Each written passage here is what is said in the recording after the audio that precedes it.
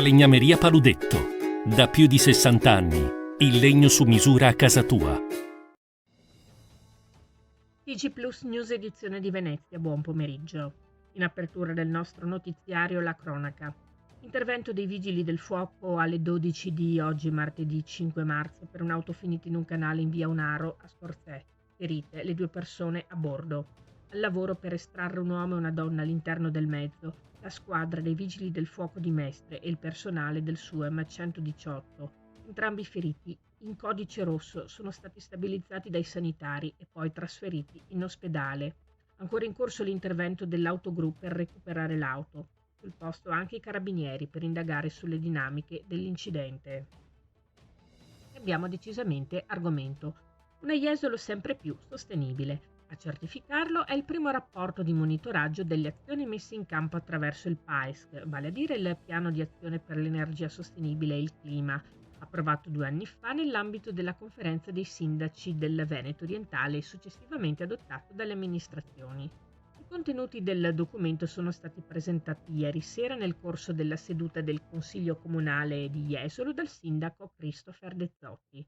Il rapporto evidenzia che Jesolo ha abbattuto le emissioni di CO2 in ambiente del 69% in 2 anni, riducendo le emissioni di oltre 18.000 tonnellate di anidride carbonica ogni 12 mesi, per un totale che supera le 36.000 tonnellate.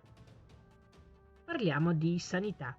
In occasione della giornata mondiale dell'obesità, nell'unità di pediatria e assistenza neonatale dell'ospedale di Portogruaro è stato annunciato l'avvio di un servizio ambulatoriale pediatrico specialistico dedicato appunto all'obesità, che si aggiunge agli altri ambulatori pediatrici già attivi in questo reparto, vale a dire diabetologia, allergologia, neurologia e follow-up del neonato.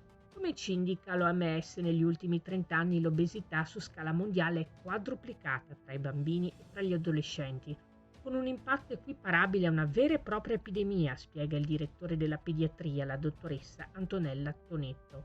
In Italia, secondo recenti studi, 2 bambini su 10 sono in sovrappeso e 1 bambino su 10 è obeso. Voltiamo pagina.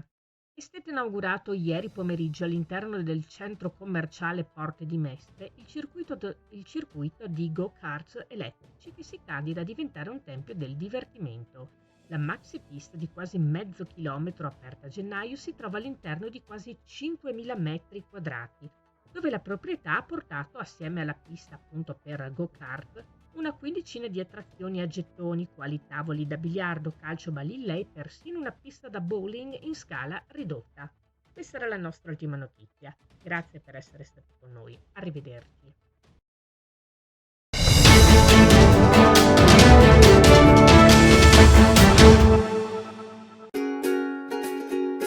Falegnameria Paludetto. Da più di 60 anni. Il legno su misura a casa tua.